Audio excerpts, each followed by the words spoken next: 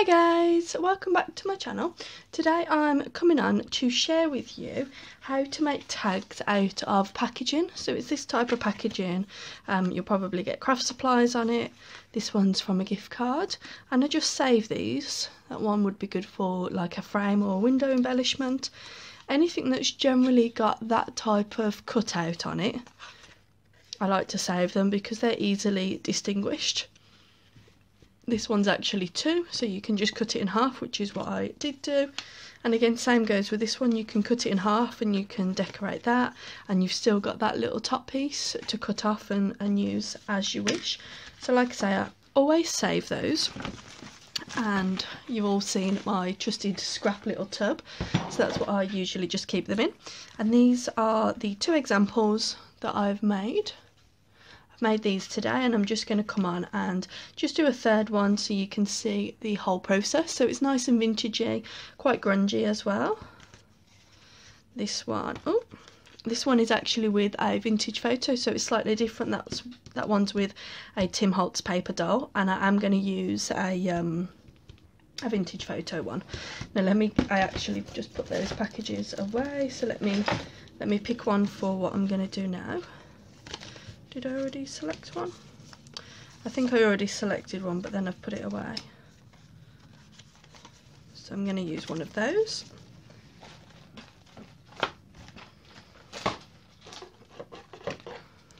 So I'm going to cut this in half. Now what you often find with this one's quite good because this one actually has a blank side on each of them, so you can go ahead and use the blank sides really easily. But this exact one I've used on this, and you can kind of see there some of the letters and the writing underneath, but let me see if I can focus it. There you go. So can you see the S from the dies just there and some of the writing?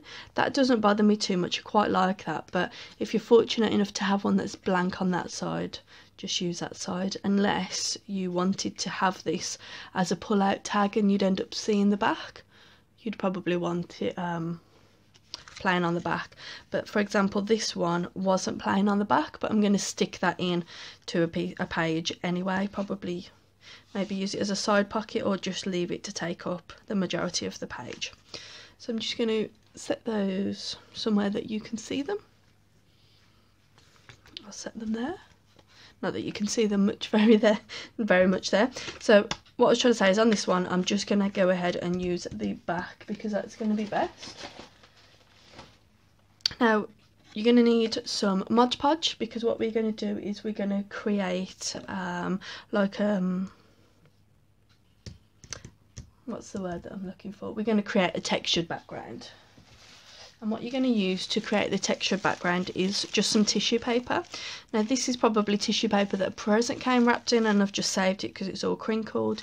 You can use packaging paper for things like Amazon, they send paper inside. You can use that. You can use any tissue paper.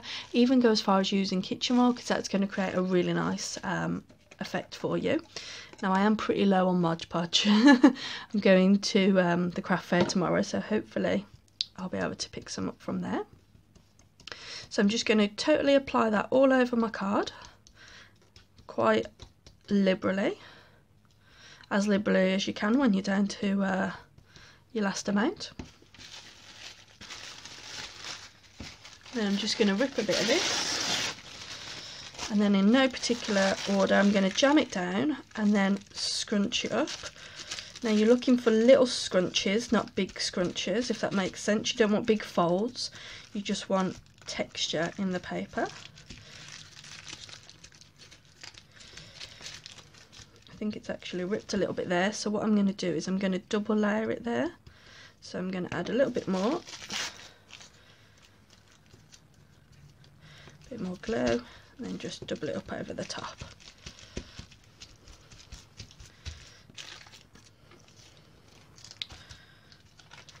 Now without actually sticking it to your desk, see that's created a lovely texture. Let me just focus that. So that's going to be great now we're going to apply inks on top of that. But what we need to do first is actually seal it and make it nice and stiff. So again, another liberal application, and you want to stick all those little lines down as well.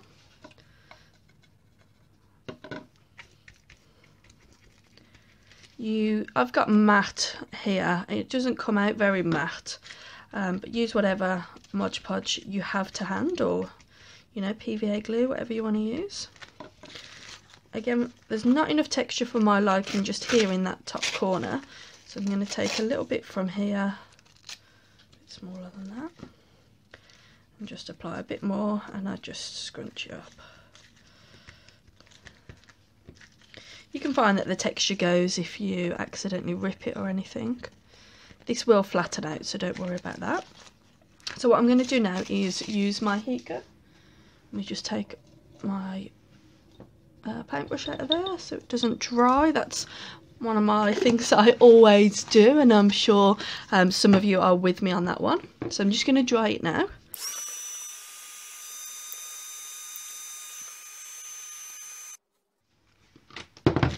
Now you don't need it to be 100% dry, but you do need it to be dry to the touch. So I'm going to trim the edges off now. If you had the patience, you can just leave it just to air dry, but for the purpose of the video I didn't think you wanted 6 hours of watching PVA glue dry.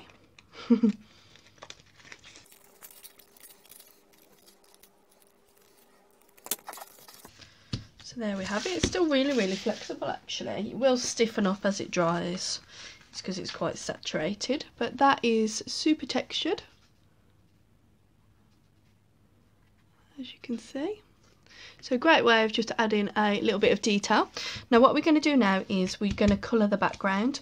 Now I'm going to use distress oxides to do this, because when you mix these with water they react with water.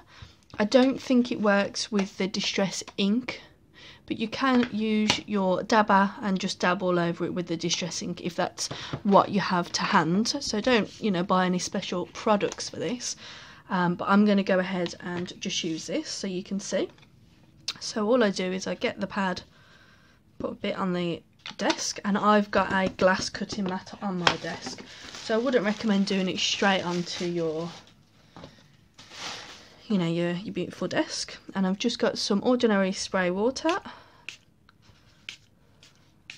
I'm just wetting that down. I hope I'm in focus. Yeah. And then all I do is I literally just dab it over just to get some colour on here.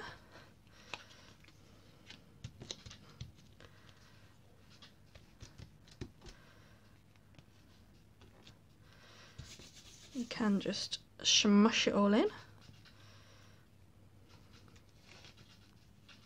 Okay, you're going to need a bit of tissue on hand. Now I actually like to dry in between doing the layers. I don't know if that actually makes a difference. Let me know in the comments, but I think this works.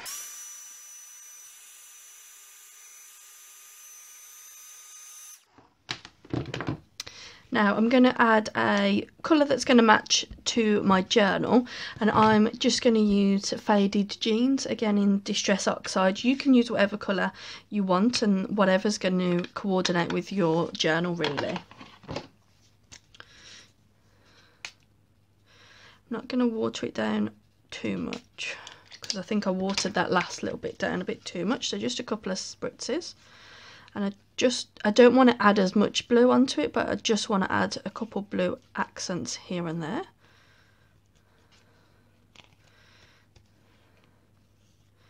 It's obviously only going to pick up on the high places first of all, so I like that. Again, I'm just going to dry that.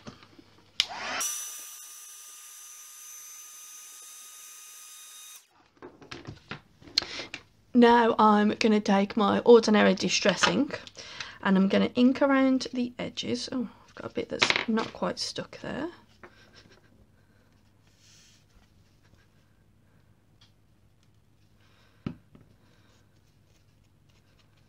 Okay, so I'm going to take this now. Sorry, let me get myself sorted. Okay, normal distress ink. First of all, start off by going around the edge, because you might want to leave the main body of your tag white. So just start by doing the edge.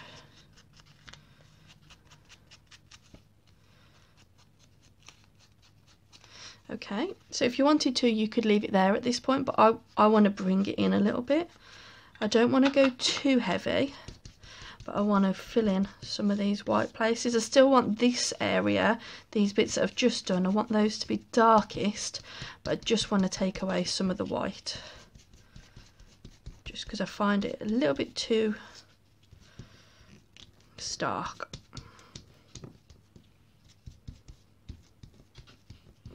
Okay, so now I'm going to do this, cut my little area here out. Oh, I'm not stuck there either.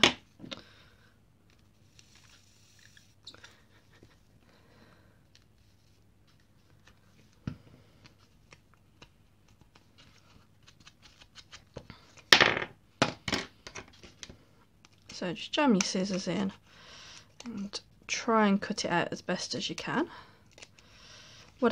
You don't need to do it exactly because you can push it through to the other side as well. So don't worry too much. And again, it's just the general shape that people recognise, isn't it? You can rip it as well if you want to. What I do then is I just get my finger and I just push it through and I fold it over at the other side. So you're just pressing it all down. It will generally cooperate.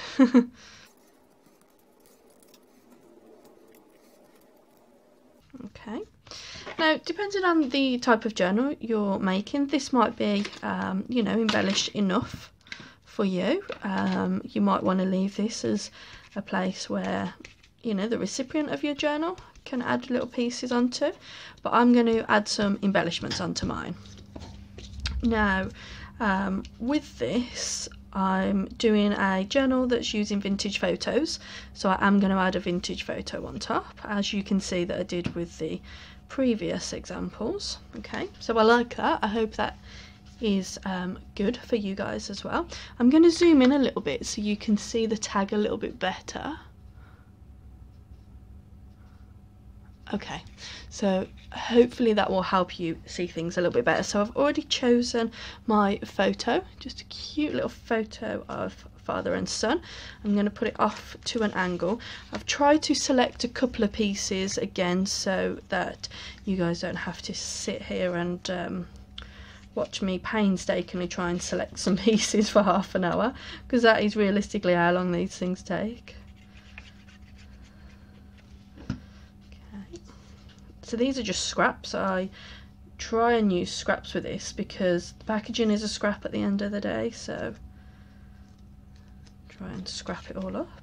So that brown is too close to the background, so what I want to do is add something that's going to make it pop. So for this I might add some book paper.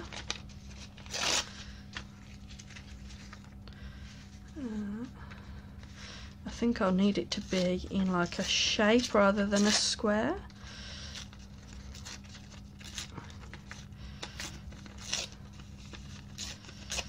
You know, something that's going to protrude either side, so that makes things pop. And what I like to do is just distress it quite a bit. The book page is quite thin, so I'm going quite gently.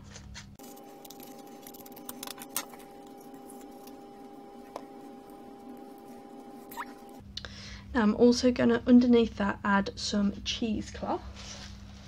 So I've just got a roll of cheesecloth here. Let me zoom out again. It's a bit too close, you can't see everything else. And I do just cut random pieces because I think they look a little bit better than square. Now in my last video I showed you about dipping this into tea. So pre-made pot of tea that I keep on the desk, but today I'm just going to get it on the end of my distress tool and give it a good rub down. I find that if you're struggling to make your layers pop and it's all just blurring into one another, I find that cheesecloth is great. So that's that along there. Now I think I'm going to add a little bit of lace, I think. what I keep on my desk is just some scraps of fabric. So I'm just going to play around these just as I'm going through previous projects. You know, I just chuck them on the desk. Quite like that there. This one I might do it with a yellow tassel, so I think I'll do it yellow ribbon there. So if I'm doing yellow, I'm going to cut a piece off that so that I can incorporate it into the main body of the tag, but I need to ruffle it up a little bit first. So again, bunch it up like that, tiny little bunch in your fingers, and just rub it on your distress ink. So that will just fray your edges a little bit, make it a bit crinkly, and sometimes if it's a lighter colour it's going to put a little bit of the distress ink on, because this is quite a dark yellow. Okay, so we've got that there, so I might do that there or sew it as a bit of a ruffle maybe. Yeah, I think I'll do that. I'll sew it as a ruffle in that edge, and I'll put a little bit of lace underneath it, I think.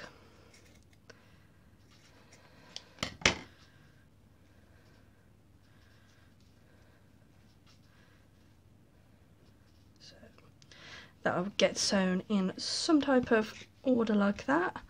So now I'm just going to, what I'm going to do with this is to crinkle it up. I'm just going to crinkle it up in my hand and spray a little bit of water on it, and then I'll dry it with my heat gun.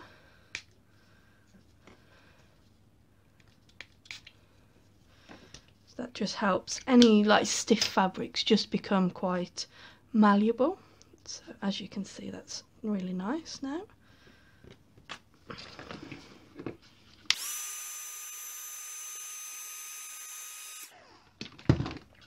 Okay, so I'm not going to tie it in any type of knot, I'm just going to pass it through here, and then when I sew it with the sewing machine I'll just literally sew over it. But I still think this needs a little bit of something just to make the background pop out a little bit. So I'm just going to look in my little scraps that I have. So I've got a lighter colour which I could put behind, so no, I might try this green little scrap that I've got. Okay, that does make it pop, because again you got to remember they're in the garden, aren't they? So I'm going to rip that down the middle.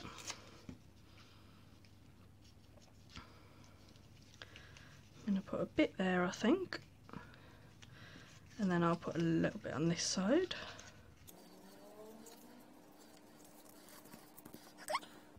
Now I'm not gluing any of this down because I'll just go around it with my sewing machine, I think. So what I'm going to do is I'm going to go around the edge first, I'm going to reassess things and go from there, so just bear with me whilst I do that.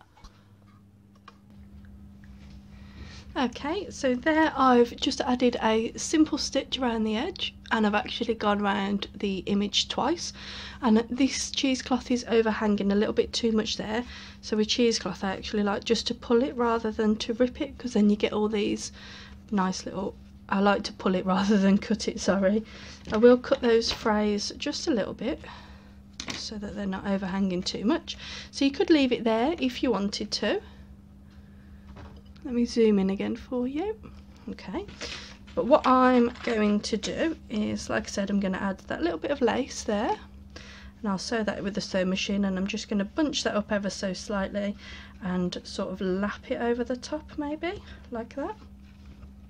And then I'm going to stitch all around the edge, catching this as I go as well. And again, I'll just pause the video because you don't want to hear the sewing machine rattling in the background, so I'll be right back. Okay, so there we have that. I've just gone around the edge just once with just quite a simple stitch. So that is that tag now. So you can see on the back where it's been repurposed, so that, because the back isn't plain, I'll stick down onto the page, or you could just cover that with a little bit of glue. I'm going to put a word sticker there just before I forget, because I find that with stuff like this a word sticker just brings it all together. So these are the Tim Holtz stickers, and I'm just going to put at the moment, just at the moment. So I'll just stick that there. So let me just show you that one with the others. So there we go.